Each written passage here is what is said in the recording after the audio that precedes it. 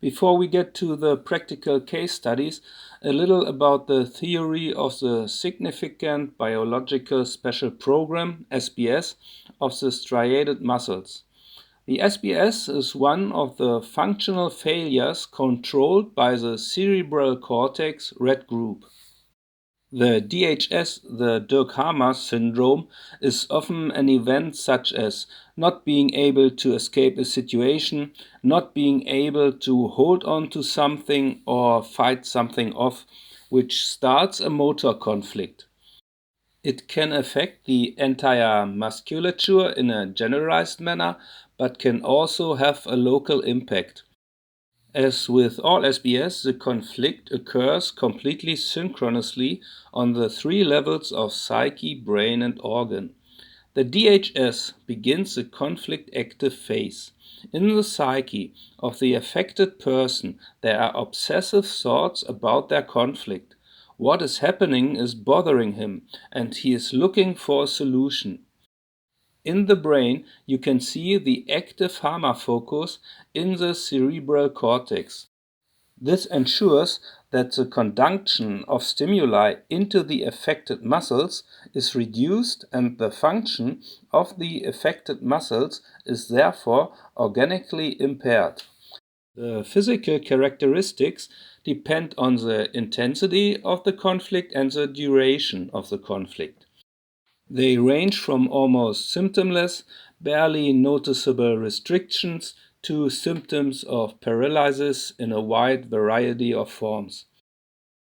This includes, for example, the conventional medical condition of multiple sclerosis. It is an active motor conflict plus an active collapse in self-esteem. If the movement conflict is resolved, the affected person enters the healing phase. He is now mentally liberated. The stone has fallen from the heart. The obsessive thinking is over and the person concerned is doing well mentally. In the first part of the healing phase, fluid retention occurs in the hammer focus in the brain.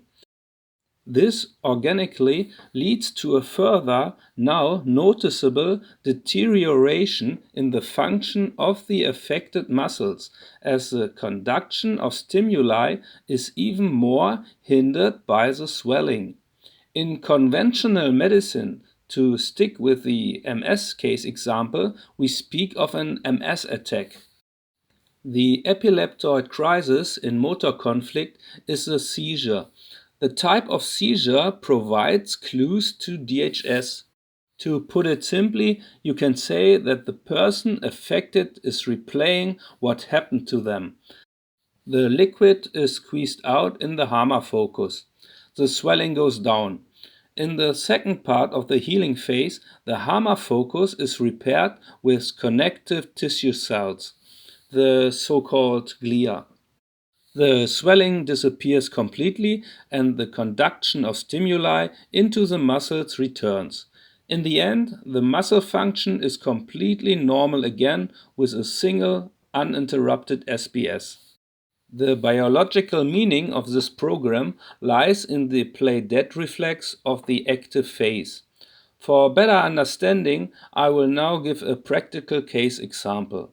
Our daughter started having salam convulsions when she was 7 months old. Salam convulsions, in German known as BNS, which is the abbreviation for Blitzkrieg Salam. The term describes a seizure disorder in which the child is subjected to uncontrolled muscle spasms. The clinical picture describes lightning-like sudden bending movements of the head and torso, Blitznicken, lightning knot, as well as a circular bringing together of the arms in front of the face. The latter is similar to the Oriental greeting and therefore gave rise to the term salam. These lightning knot salam convulsions occur in volleys and a series can contain up to over 60 convulsions. Our daughter always had 4 to 5 seizures with a series of 20 to 30 cramps per day. At her peak, she was having over 160 BNS seizures per day while on the medication. The convulsions occurred while she was fully conscious. Since the medications administered did not bring any improvement and the side effects increased with each new medication, we wanted to taper them off. However, the doctors did not agree with this. We therefore agreed on the ketogenic diet as the next treatment attempt for which the medication had to be tapered off. The ketogenic diet was also unsuccessful. After completing this new experiment, our daughter did not receive any further conventional or alternative medicine. And what happened? Her seizures became fewer and even disappeared completely around the age of 5. Why? The epileptic replaced what happened to him. The DHS must have had something to do with the muscle groups affected by the BNS spasm. If a child wants to get off an adult's arm, but the adult doesn't let him or her, he or she will wriggle downwards like an eel, assuming the exact position of BNS spasms. The DHS must have struck my daughter the moment she was taken away from her mother by a doctor, immediately after birth, and given medical care behind closed doors in another room for 20 minutes. She couldn't free herself from the doctor's grip. That was their DHS. It doesn't matter that the doctor meant well. All that is relevant for that development is the child's feelings. The result of this was that her physical development lagged behind in the first few months of life. For example, she couldn't support herself or turn. She would just lay flat on her stomach. During this time, the pediatrician discovered that the chest muscles were too weak.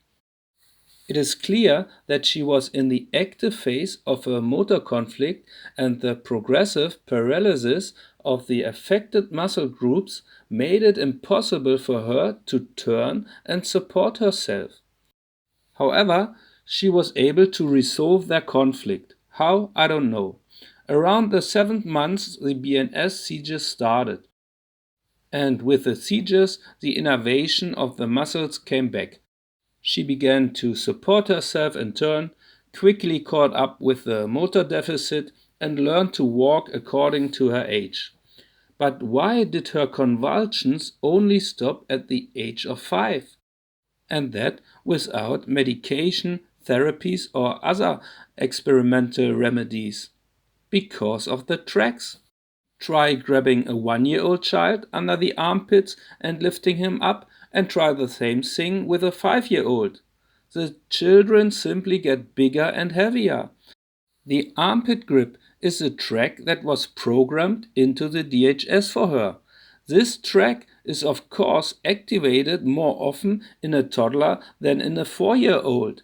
At some point you can no longer lift the child at all. No further tracks, no further cramps. Germanische Heilkunde is clear and logical. It's fascinating what Dr. Hamer discovered. Now to Marie Fredriksson. For this case study, it is also important to know that the fluid and connective tissue deposits in Hamer focus can be made more visible using iodine contrast medium. If these Hamer focus are discovered on a CT scan, conventional medicine speaks of brain tumors, which are treated with surgery, chemo, and radiation. Marie was born on May 30, 1958 in Ösjo, Sweden. As a singer and co-founder of the pop group Roxette, she has been known with titles such as Listen to Your Heart, The Look, Crash Boom Bang, and many more world famous. Her ordeal began on September 12, 2002 with an epileptic seizure. She was taken to hospital where the cause was diagnosed as a brain tumor. According to the doctors, she had a life expectancy of 1 to a maximum of 3 years. This was followed by conventional medical treatment. Marie had 3 brain operations, the tumor was bombarded with gamma rays, and she also received chemo in tablet form. At peak times, Marie had to swallow 50 tablets a day.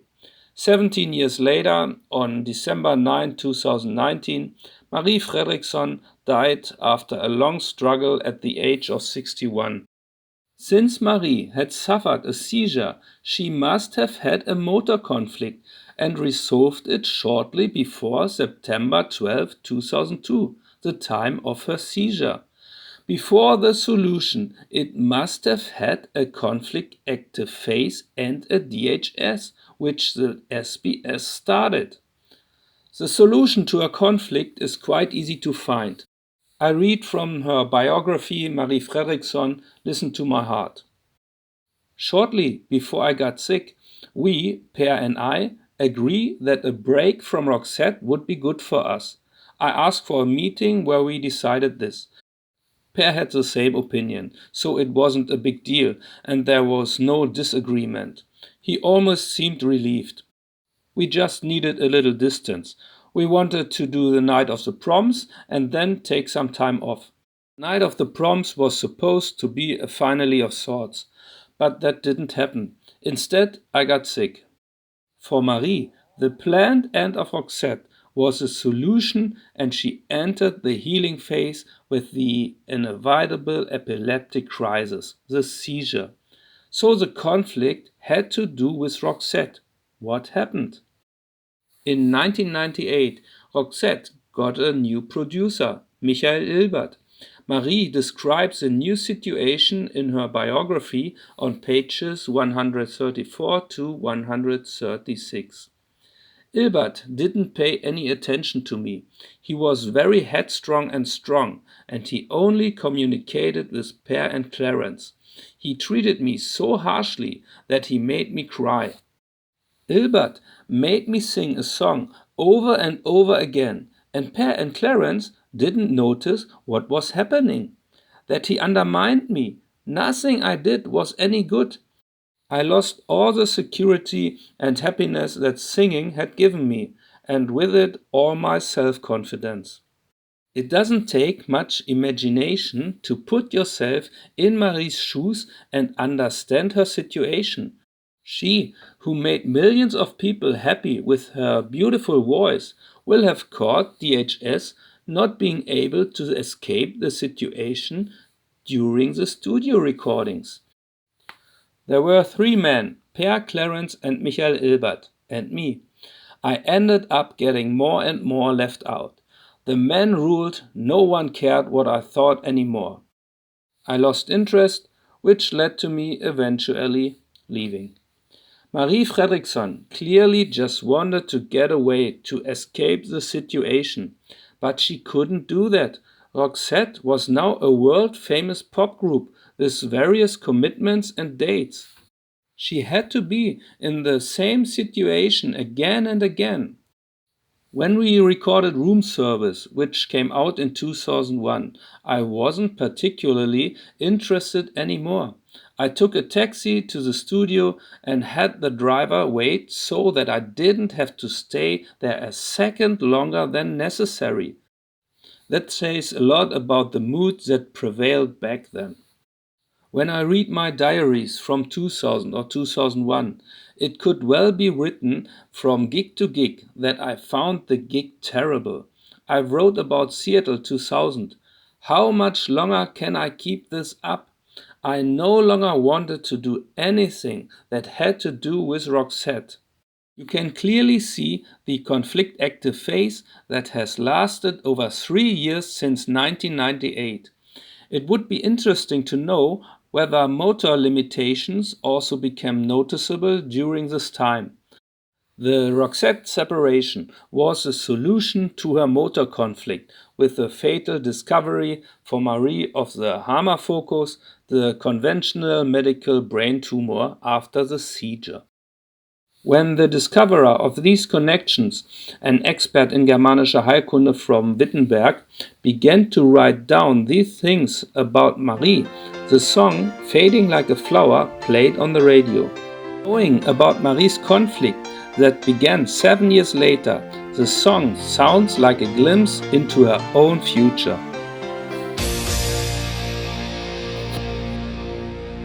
In a time where the sun descends alone, I ran a long, long way from home to find a home that's made of stone.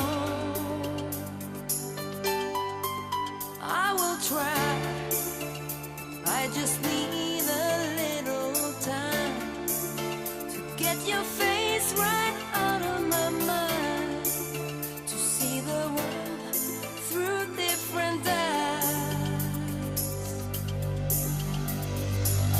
Every time I see you, oh, I try to hide away, but when we meet it seems I can't let go. Every time you leave the room I feel I'm fading like a flower. Tell me why, when I scream there's no reply, when I reach out there's nothing to find, when I sleep I'll break down and cry, yeah. Every time I see you, oh, I try to hide away, but when we meet it seems I can't let go. Every time you leave the room I feel I'm fading like a flower, fading like a rose, fading like a rose, beaten by the storm, talking to myself, getting washed by the rain. It's such a cold, cold town. Ooh, it's such a cold town.